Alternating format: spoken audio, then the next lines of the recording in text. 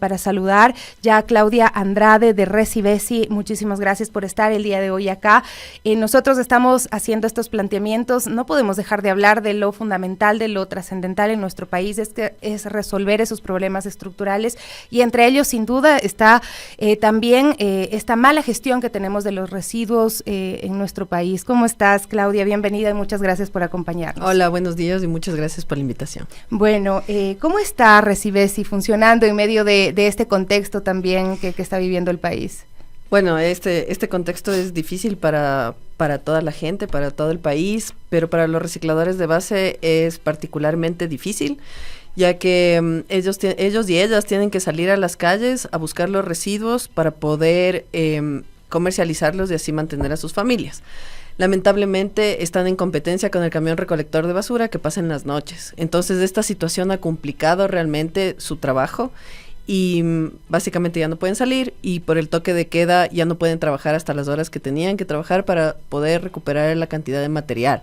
Por eso es que hacíamos un llamado a la ciudadanía para que puedan identificar a sus recicladores, les puedan entregar directamente el material y así evitar que tengan que estar en las calles hasta altas horas de la noche. Y esa herramienta que ustedes tienen, Recibesi, pues de alguna forma facilita esa conexión, ¿no?, entre los ciudadanos y las recicladoras y recicladores de base. Sí, justamente tenemos una aplicación móvil que se llama la ReciApp, que es gratuita, que les invito a que se descarguen, y es justamente para conectar a los actores de la gestión de residuos. Como las bases de la gestión de residuos es un sector informal, entonces no les vemos, están invisibilizados, pero a través de la aplicación lo que buscamos es conectar a la ciudadanía con estas personas y entregarles directamente el material, verles como estas personas que nos brindan un servicio de recolección diferenciada y que pueden ser nuestros vecinos, nuestros amigos, y que generar un vínculo que al final es un vínculo humano. Uh-huh.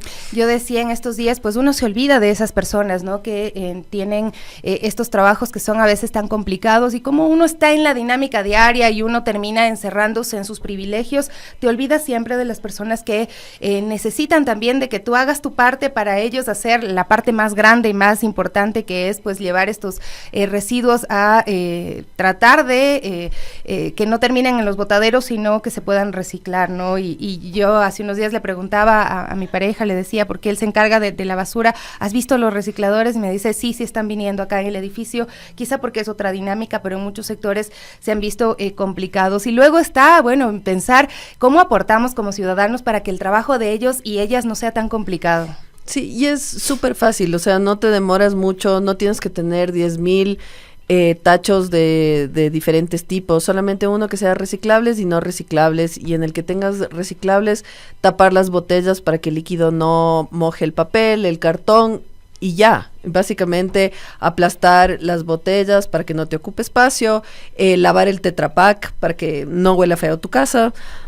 O sea, son tips súper básicos para tener una funda de reciclaje que a ellos y a ellas les significa no meter las manos en la basura, uh-huh, y no cortarse, no arriesgarse, y hacer que su trabajo sea más rápido, más eficiente, y así poder pasar más tiempo en sus casas y no en la noche, las calles, que es tan peligroso. Yo digo, es detenerse un minuto a pensar en el otro, ¿no? Uh-huh. Porque uno, como tú dices, a veces se le rompe un vidrio y uno está a punto de botarlo y te detienes y dices, no, alguien se puede cortar, ¿no? Y cómo podemos guardar en la basura ese vidrio roto, por ejemplo. El vidrio roto, si es que tú le pones alrededor un periódico o le metes en una caja y le etiquetas y le pones vidrio roto, ya los recicladores de base saben que no tienen que abrir esa caja.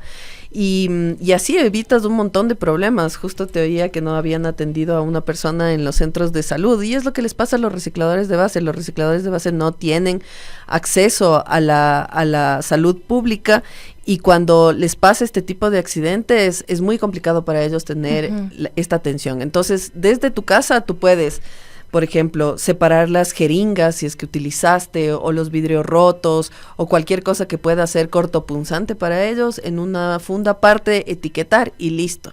Y con esa acción tan fácil ya puedes evitar que estas personas tengan un accidente. ¿Qué no es reciclable? Y esto también porque es un llamado a pensar en el momento de comprar.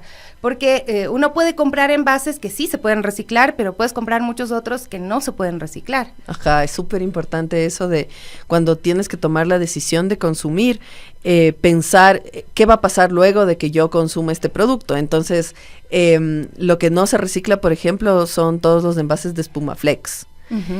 No se reciclan Esos en los que viene la carne. Por ejemplo, esas bandejas en las que viene la carne, o si no, estas tarrinas en las que nos dan los almuerzos, la comida para llevar. No se recicla. Eso no se recicla. No se recicla tampoco el plástico de los snacks. Y eso es súper difícil, porque cuando tú tienes ganas de comer una galleta, por ejemplo, está en esos empaques.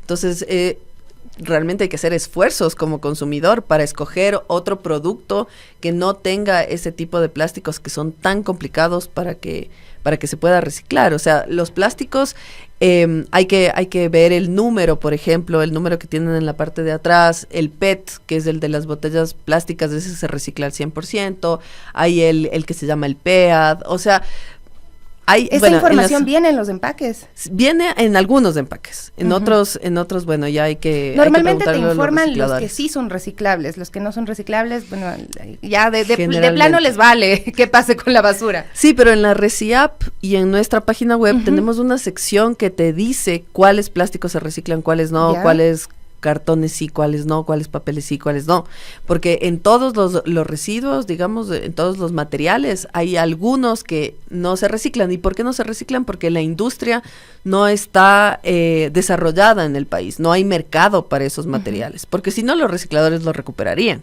El problema es que no hay mercado. Entonces, ya que sabemos que aquí hay algunos mercados para unos materiales y para otros no, es importante saber cuáles son. Entonces, por eso les invito a que vean en nuestra página web o en la ReciApp esta sección de información donde tienes toda la información. Mira, acá hay un comentario, dice, hay que ver el símbolo del triángulo de reciclaje. Ajá. ¿Eso aporta? Si te fijas, todos los empaques tienen el símbolo del reciclaje. ¿Por qué? Porque en alguna parte del mundo seguramente sí se reciclan, pero es importante saber qué se recicla en el Ecuador. Entonces de ahí vas a saber, de acuerdo a tu realidad, qué puedes entregarles a los recicladores y qué no. Es interesante, porque Nargis también nos dice, es que no quieren coger nada más que las botellas, lo demás lo dejan en la basura, pero es que evidentemente tienen que coger la basura que sí se puede reciclar, la otra, ¿para qué se van a llevar basura?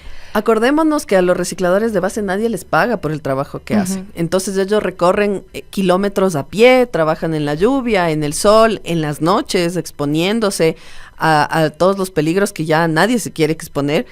¿Y por qué? Porque con la comercialización del material es con lo que sobreviven. Entonces, al final, van a recuperar el material que les permita sobrevivir. Entonces, por ejemplo, hay algunas soluciones, ¿ya? Por ejemplo, para el vidrio, nosotros tenemos ahora un centro de acopio de vidrio. Porque, ¿qué pasa? El vidrio es pesado, es voluminoso, es peligroso a la manipulación. Y aparte de eso, es súper mal pagado en el mundo del reciclaje. Te pagan 3 centavos del kilo, imagínate. Entonces, ahora ya nos aliamos con la empresa transformadora de vidrio que se llama Cridesa y creamos un centro de acopio de vidrio que está en el sector del Inca. Entonces, se puede ir ahí a dejar. Todo el mundo puede ir a dejar desde una botella hasta las toneladas que tenga. ¿Dónde está ubicado? Las calles se llaman de los Anturios y de las Danonas, es en el sector de Solca. Entonces ahí pueden ir de 8 de la mañana a 5 de la tarde y entregar todo el material. Entonces ahí encima te pagamos por el vidrio para que tú puedas dejar, siendo ciudadano, reciclador, intermediario, un restaurante, un bar, todos los que quieran ir a dejar el vidrio ahí pueden entregarlo. Es una solución para un material complicado, porque la mayoría de recicladores, digamos, de la calle, los de base, los más vulnerables, no se llevan ese material. No se llevan tampoco el Tetra Pak. ¿Por qué? ¿Por qué? Porque la gente no les lava. Y si no lavas el Tetra Pak y adentro viene lácteos, vienen cosas súper azucaradas, ¿te imaginas? Ellos van a copiar en el patio trasero de sus casas. Se llenan de ratas, se llenan de moscos, de hormigas, porque no hay esta educación nuestra, que al final no tenemos la culpa porque nadie nos ha enseñado. A simplemente lavar el Tetra Pak, dejarle secando como que fuera un vaso, desarmarle y entregarle al reciclador. Entonces, esas conexiones... Tienes toda la razón, porque yo hasta lo enjuago, pero a secarlo y eso nunca lo he hecho. Entonces, es una educación importante. Sé que hay los SEGAM también, que les permiten a los recicladores también como separar, ¿no?, estos materiales. Sí, los SEGAM son los Centros de Educación y Gestión Ambiental del municipio. Hay 4 en la ciudad. Están, ahí trabajan organizaciones de recicladores de base. Igual en la RECIAP ustedes van a encontrar dónde están ubicados estos SEGAMs, porque queremos dar todas las opciones posibles para que tú como ciudadana puedas entregarle ya sea al reciclador de tu calle o ir a dejar en algún punto de acopio donde llega a los recicladores, porque es importantísimo incluirles dentro de la cadena de gestión de residuos y que no sea una empresa gestora privada que se encarga de recuperar todo y dejar sin trabajo a 20,000 personas en el Ecuador. No, nos falta mucho ese contacto, ¿no? Ese conocer a mi vecino y en este caso conocer al reciclador, a la recicladora que maneja mi basura. O sea, tenemos que dejar de pensar que esa basura no es nuestra responsabilidad, porque nosotros la estamos produciendo. Entonces, quizá nos falta eso y esta herramienta nos permite conectarnos, llamarlos, tenemos números disponibles. Ustedes, de alguna forma aquí, como hay tanta desconfianza a veces del otro, ustedes han tenido contacto con esos recicladores y recicladoras, ¿saben quiénes son? Sí, o sea, la mayoría de recicladores que están ahí, la misma ciudadanía ha sido quien les registra, porque tú puedes registrar a tu propio reciclador, pero lo que hacemos cada año es como un barrido de toda la base de datos, porque nos llegan quejas de que no me contesta, de que no viene, de que no sé qué, pero también entendamos qué es lo que pasa. O sea, los recicladores tienen rutas, entonces de esas rutas hacen los mismos días que hace el camión recolector de basura, para poder tener acceso a los residuos. Si es que yo le pido que vaya un día fuera de esos horarios de trabajo, el reciclador no lo va a hacer, porque nadie le paga por hacer ese trabajo. Y si es que le pido que vaya exclusivamente y le entrego 3 botellas, ya va a ser una decepción para ese reciclador, porque 3 botellas no es nada. 3 botellas no le generan ningún tipo de ingreso. Entonces, también hay que entender que el reciclaje es un negocio de volumen. Entonces, tenemos que tener grandes cantidades. O sea, yo no digo que se acumulen de residuos en sus casas, pero al menos una funda de tamaño de basura o 2 ya le motiva al reciclador a siempre venir. Llamarle cuando tienes acumulado. Porque eso es que esto funciona en los edificios, por ejemplo. Se puede, con la colaboración de todos los vecinos de los edificios, se puede recolectar más. Nos dicen, me han contado, señora recicladores, que les han bajado el valor de los productos que recogen, y también nos pregunta lo de los supermercados, es reciclaje privado. Estas 2 inquietudes tal vez sí les pueda responder. Ya, a ver, el precio de los materiales se regulan con el mercado internacional. Entonces, son grandes empresas que utilizan el material reciclado como materia prima para poder hacer sus productos, que son los que comercializan, los que exportan y tanta cosa.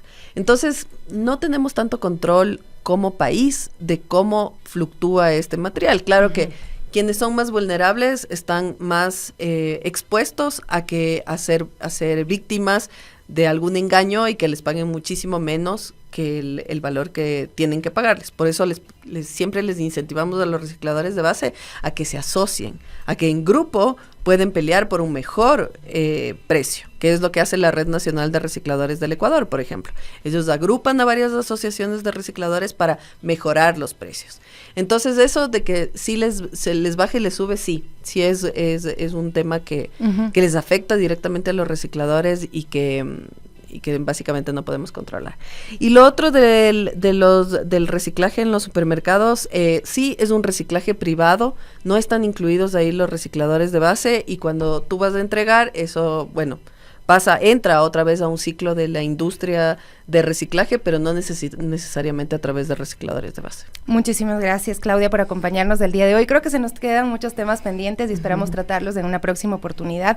Y siempre sí, el intentar conectarnos con las recicladoras, con los recicladores, conocer sus historias, porque yo he visto hay muchas mujeres adultas mayores que están ahí, ¿no? Que no tienen otras fuentes de ingreso, son familias que sobreviven y que ganan muy poco, pero están haciendo un trabajo maravilloso de con sus manos salvar este planeta que, como lo digo, tenemos que hacernos responsables porque es nuestra basura, Claudia. Sí, el 70% de las mujeres, el 70% de las personas que se dedican al reciclaje son mujeres. Entonces también desde ese lado ver que hay un componente femenino que está movilizando esto de proteger el ambiente.